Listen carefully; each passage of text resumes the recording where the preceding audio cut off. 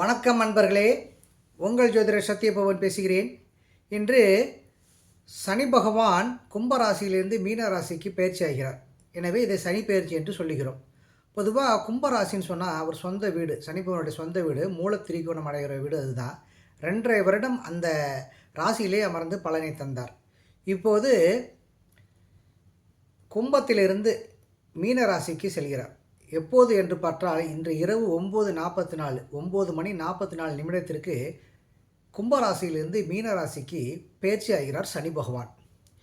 எனவே இந்த 12 ராசிகளில் எந்தெந்த ராசிக்கு என்னென்ன பலன்கள் நடக்கும் என்பதை பொது பலன் மட்டுமே இந்த காணொலியில் நம்ம பார்க்க போகிறோம்.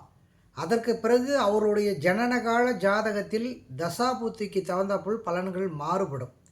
எனவே சனி பயிற்சி மட்டும்தான் பலனாக நம்ம முழுமையாக எடுத்துக்கொள்ள முடியாது.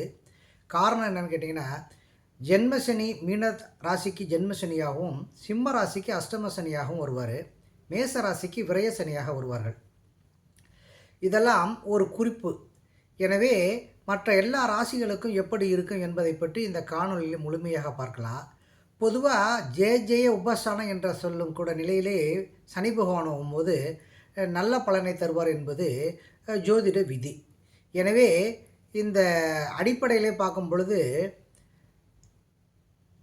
ஜெய உபஸ்தானம் என்று சொல்லக்கூடிய நிலையில் வரும் ராசிகள் எதுன்னு பார்த்தீங்கன்னா, ரிஷப ராசிக்கு 11ஆம் இடமாகவும், துலாம் ராசிக்கு 6ஆம் அதிபதியாகவும், 6ஆம் இடத்திலையும், மகர ராசிக்கு 3ஆம் இடத்திலையும் இந்த சனி பகவான் அமர்வார். எனவே இந்த 3 ராசிகளுக்கு முதல்ல நல்ல நன்மைகளை தருவார்.